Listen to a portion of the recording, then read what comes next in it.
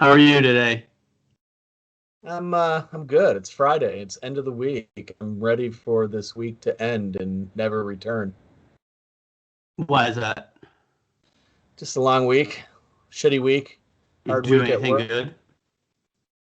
No, it was a shitty week at work. It was a long week at work. It was like anyone else, had my personal trials and tribulations, and I'm ready to 86 this week, right into the weekend.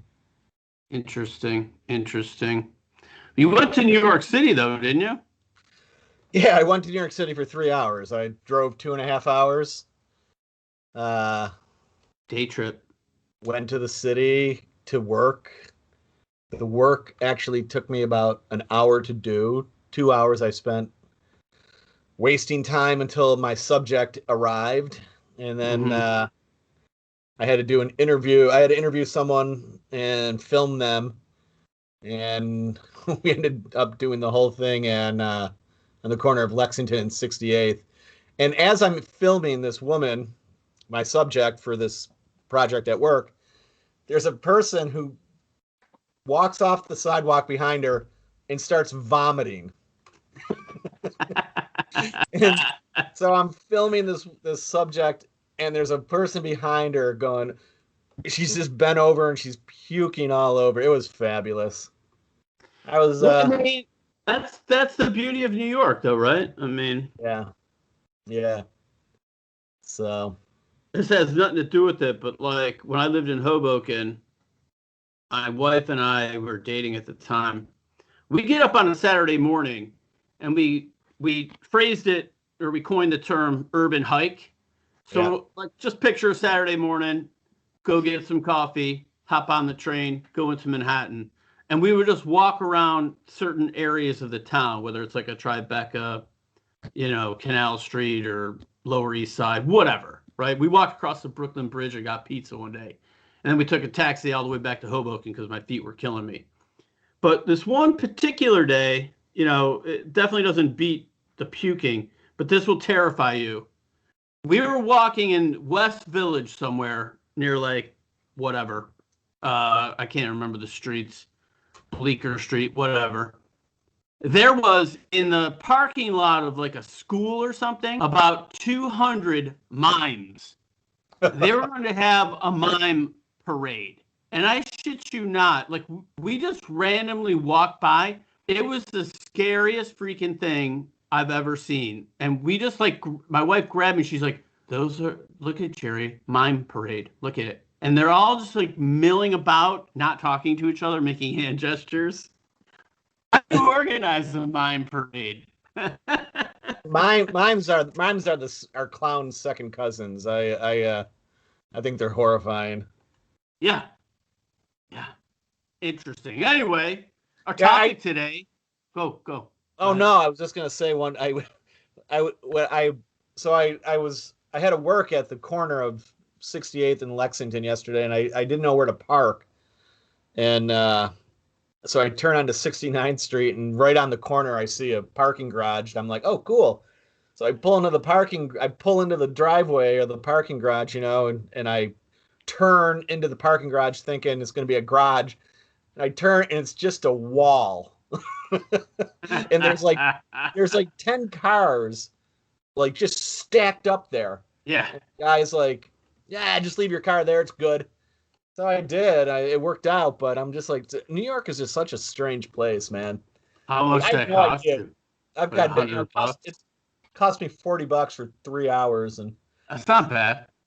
I mean, my work will pay for it, but I'm Yeah. just like, you a lot of times you pull into parking garages and there's Yeah. ramps and floors, and this is just a wall. I I don't love get New it. York. I don't get any of it. I I mean, as much as it's crazy, when I moved there, I lamented my move probably for about the first 6 months, and then all of a sudden something a switch flips, and you're like, "Nope, this is my place." Yeah, I had a hard time leaving, yeah. so I I don't used know. to. I was never a huge fan of New York, but then I go down there a lot for work. And I've just become, I think once you become used to it and you stop being intimidated by it, like especially when you're driving, Yeah. I used to hate the thought of driving in New York, but now I've done it so much, it's like second nature. And so I think once the intimidation wears off and you become used to it and you know what to expect, it's you look at it differently. But Yep. what do I know?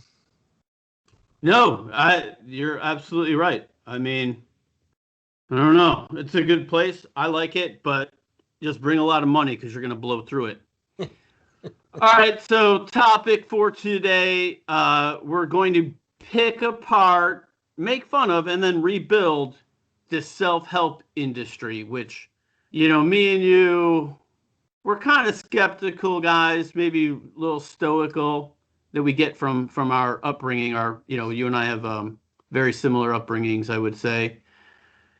I mean, what first pass, and I've asked a few people this, so I'm very interesting. When you hear someone say self-help or self-help, what are the images that conjure up in your mind? Uh, just the opposite. Yeah. First of all, self-help should mean helping yourself.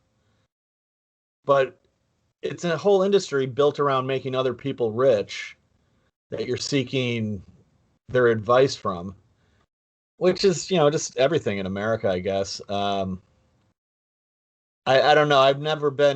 I've read two self-help books in my entire life. Uh, Which ones? one was The Subtle Art of Not Giving a Fuck by Yeah. Mark Manson. And if I got anything out of that, it was basically, uh, be very careful and choose selectively what you're gonna give a fuck about. And what he meant by that was, you know, you can waste a ton of energy worrying about things and valuing things that really don't matter. And you got to choose what matters to Mm-hmm. you. You got to choose carefully, and then you put your energy into those things, and you'll find that what you choose is what you ultimately value. And that was helpful. The other one I read was 10% Happier. And it was a book by an ABC correspondent, actually, who uh, has led kind of a fucked up life. And he got really messed up on drugs, and uh, he basically found a cure in meditation. So I tried to meditate, and I failed miserably at that. Interesting. I took a public speaking class. It was a 2-day class, and this guy, they have their own company, and they have trained and worked with all kinds of athletes, sports figures that go on to have lives of public speaking. I think they worked with Lou Holtz at one point because he was like really terrible at public speaking and he had really bad lips. Yeah. But I mean, he went on to be an announcer on on sports, and people love Lou Holtz, right? I mean, that guy's one of the most well-loved people around. Um, anyway, this guy, I made fun of him at lunch because he was talking about how he meditates and what's that when you knock yourself out with the little thing? Hypnotizes himself. Uh-huh. And he was saying that to a bunch of us at lunch, and I just laughed right in his face. I felt kind of bad, but at the same time, I'm like, that sounds like the dumbest thing I've ever heard. I'm like, and I went like this, do you put the watch in front of you and say you're getting sleepy? You know, He didn't like that. I've thought about going to a hypnotist. I mean, I don't think there's anything wrong with trying certain things. I mean, I just don't. When I look them up on the internet, I'm like, how do you know who's legitimate? Well, that's the internet. It's a blessing and a curse. But this guy, what was interesting about him, and he was legit, right? I've been public speaking for a long time at this point in my career, and He taught me a few things that were just really good, how to sharpen up your game. And again, a lot of these people will give you a format, but everything regarding self-help is tools and some ideas and then stories. If you look at any of them, and like you look at like Tony Robbins, who's made a gigantic industry for himself and other people that have followed after him. I mean, I remember when he first started coming around, you just did the eye roll and you're like, oh, I don't want to hear this guy and his bullshit. You know, who's selling snake oil. So it's like everything else, you know, I've read a small handful of these. And I read that 7 Habits of Highly Effective People a long time ago. And I remember reading it specifically thinking, I know all this shit. I wasted $20 on this book or whatever I spent on it. But there were probably a couple things in there that I'm doing that I knew, hey, maybe I could focus a little more on this. Like people, you know, there's one about building your strengths. And it's great to learn new skills and push yourself out of the box. But to really take an assessment of yourself and go, what am I really good at? And how can I get even better at that? Because like Eddie Van Halen didn't say, I'm great at guitar, you know, I'm going to go learn how to play a saxophone, right? Did he do that to himself? Or I'm going to go learn something else. He used the guitar, you know, with what he was good at and got really good at it or great. I don't know. I think that it's like any industry or any part of American culture. There's people who are legitimate, and then there's the phonies. My problem is that the phonies are often more successful than the people who are legitimate. You know, like Dr. Laura. You know, God, this woman just skyrocketed to fame, and she cashed in.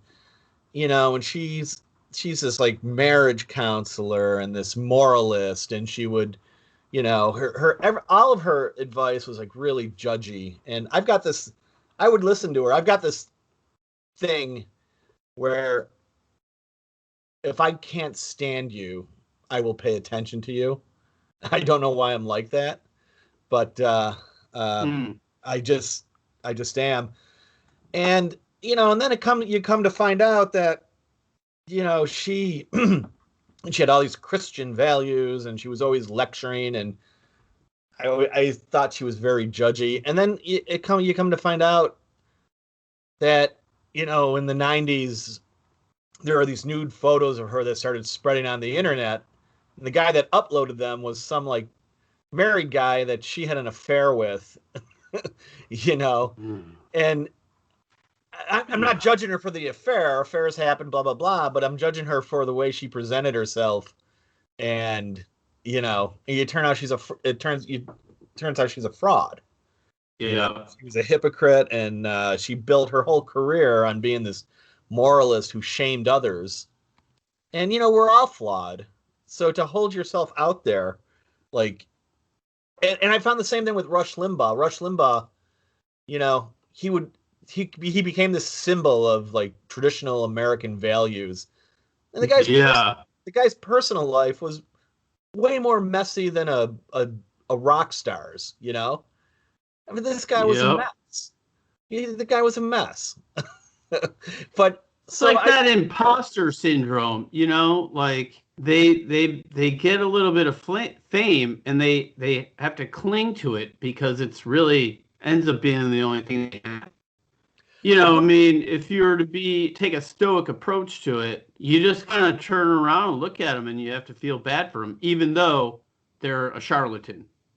Yeah, but so who do you blame though? Do you blame them for cashing in, or do you blame their followers for not seeing through it? And I tend to, you know, blame their followers. Well, you can, you know, it's the trouble of painting with a wide brush, even though, you know, all we do is imitate each other and follow each other around, right? I mean, it's how we learn is by imitating.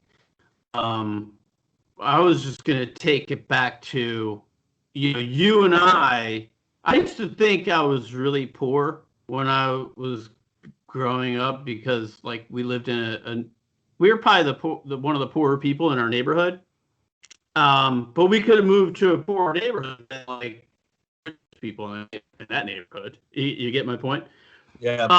So I had a bit of a false perception. But as I got older, as I'm like, shit, my parents, sometimes I look at the way they ran their lives and I'm like, that's a bit of a loaves and fishes story if you really want to think about it from the right point of view. And the right point of view is trying to take a positive spin on things versus just this sucks, everything sucks. We drive shitty cars. All our neighbors have better cars than us. And I became fixated on that car thing for some reason. Probably because my neighbors always made fun of us.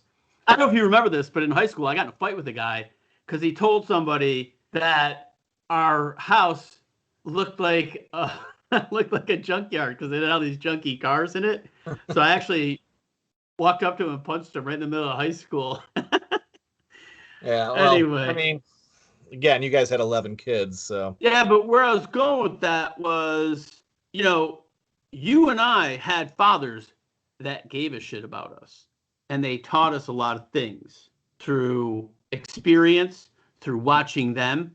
I mean, my dad was no joke. He got up every day and went to work. He might have drank a bunch of beer, but, he just he worked and he came home and he gave my mom his paycheck and never complained about it. So you just learn just from watching and then saying, gee, how do I measure up to that guy? Now you think about how many kids today in our world don't even have that guy to look at and go, I can be better than him. Or, my dad used to say, be better than me. I should have been smarter in my life. You be better than me. And he meant that. I had a friend who his dad used to say his dad made some success in middle management, and made a good living. And this kid's dad used to say to him, I'll always be better than you. You fucking suck. What kind of a dad would do? Like, I couldn't fathom. My dad never said any shit like that to me. You know what I mean? Yeah, my dad didn't either. My dad worked all the time. I didn't see much of him, but even that, you knew he was working to provide for you guys. So just knowing that does something for you. You can learn. Yeah, I mean it was an issue between us, but again, I've said it before, there's a difference between working hard and being a workaholic, and one is good and I think one is bad, but my dad was a really good dad.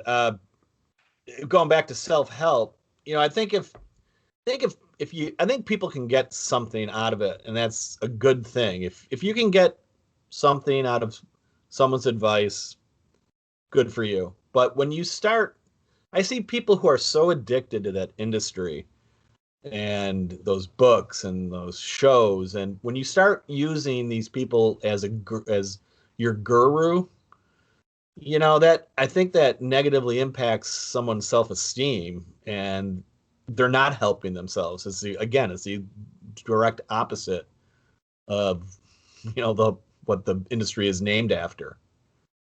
So, well, if you and me wrote a self-help book, it'd probably be a pamphlet, and it would probably just have a couple of pictures, stick drawings, and a diagram, and it would be like, go figure it out, Dick. Well, I mean, the danger to me in that whole movement is when you're constantly seeking the self-help, I think you're constantly reminding yourself that you're unhappy and you're inefficient, and that's not good. Yep. I mean, again, mental illness is built into us. I mean, you think about it, you break your leg or pull a hammy, you can go to the doctor. Nobody's going to mock you for that. But if you're having mental issues where you just can't get over something, or you find yourself angry, even like road rage, I mean, I used to enjoy just someone cut me off, like yelling, hey, you bleep, bleep, bleep, bleep, bleep. And then I could just, like 2 seconds later, I'd forget about it. But I would still say, well, why did I feel like that? Or, you get caught and then you pull up and you're like, I'm going to give him the finger. And then it's like a little granny that didn't even see you. And they're like, my dick. But you have to this is where the self-help comes in.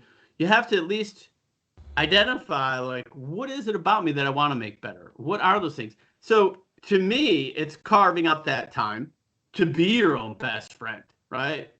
Because people, they're lazy, but that might not be the right way to approach it. Or maybe they don't value themselves because they weren't valued as a kid.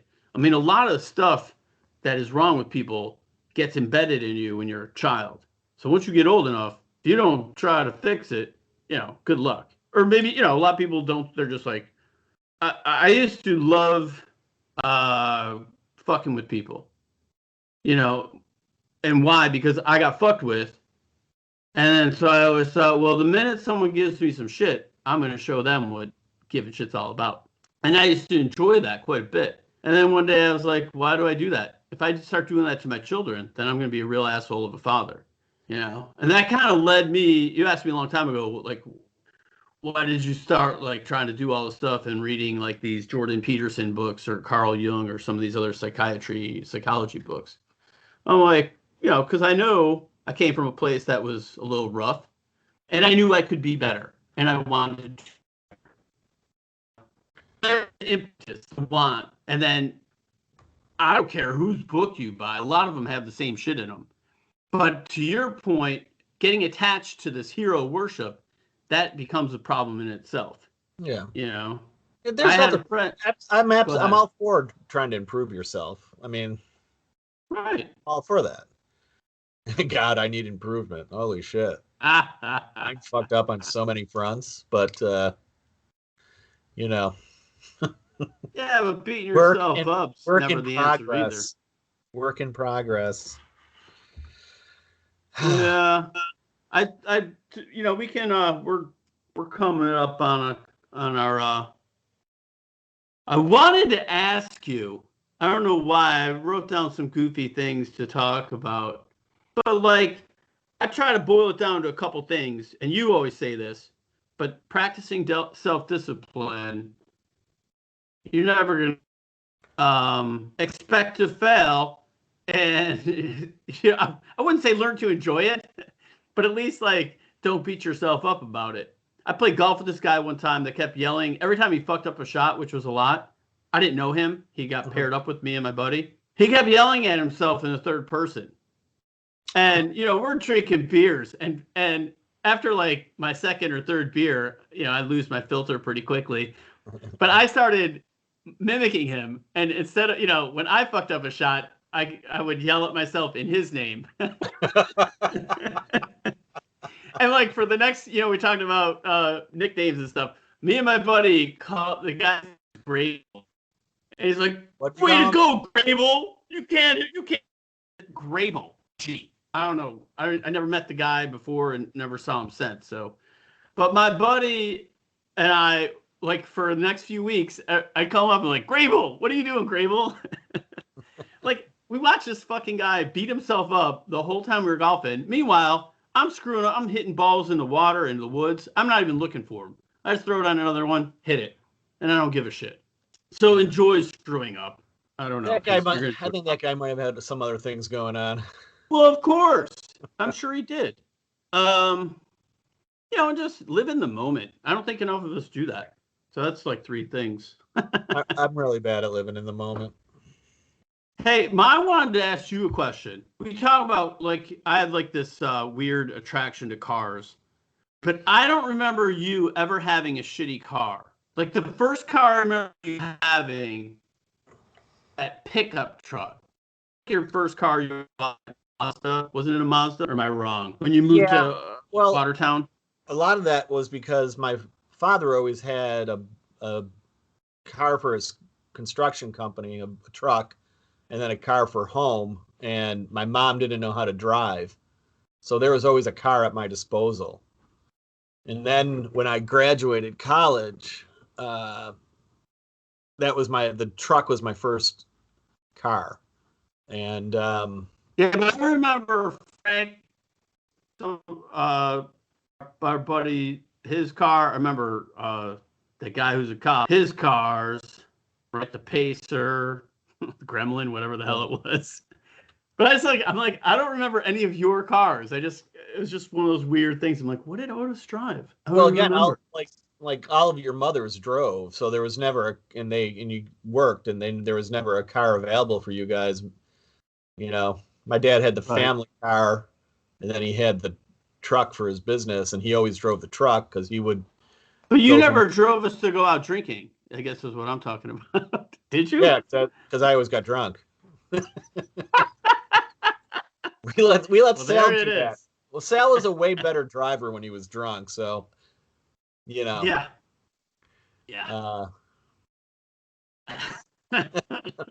I just want to make sure we cleared that up because it's been bothering me. I'm like, did you ever drive? Not when I was drinking. No. No, I had more important things to do, like get drunk. What a stupid question. I don't remember Frank ever driving either, except he did the one time and you threw up in his mom's car. That was great. He had that huge spaghetti. He had that talking car, man. That car deserved to be thrown up in. That's what he gets for being a rich guy. We thought that was so cutting edge because it talked. Told you when it was open.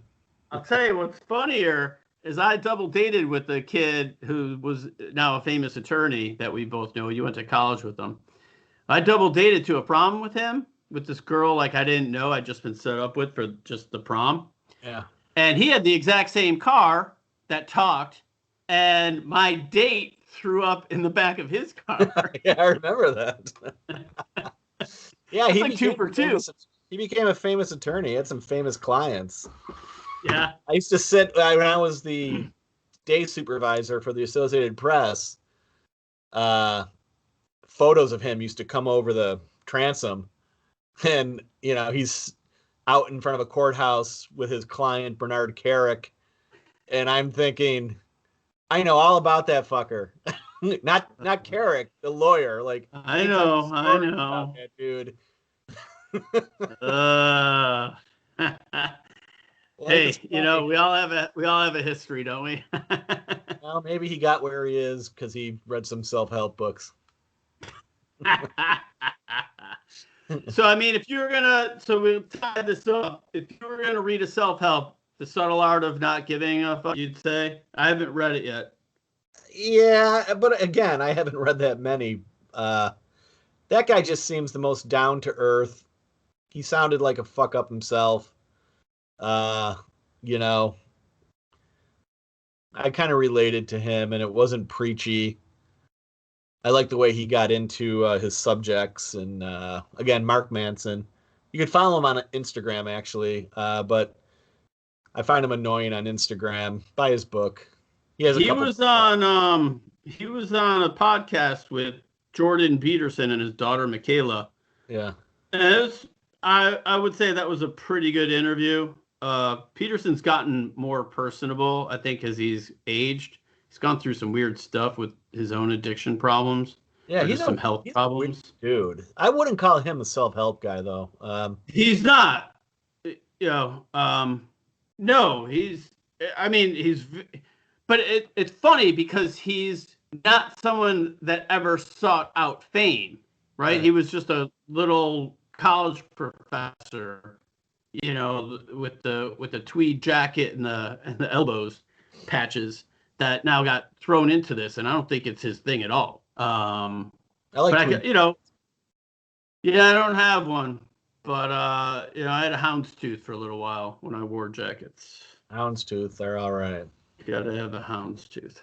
You can't find like the good houndstooth jackets anymore unless you like go to a vintage store, like the ones we grew up with. There's houndstooth out there, but Riverside Men's Shop. There's another one in Buffalo because Riverside closed. O'Connell's? I don't know if it's still open, but I went there. Used to work there. She was a buyer there. Was she really? Yeah. Interesting. All right, brother. I don't know who the smartest guy in the room today was, so we'll just say it's. You know what? Puss. I'm going to say it's our buddy who became a famous lawyer. He's a very smart man. Much All smarter right, than brother. me. Take care, dude. Later. Take care.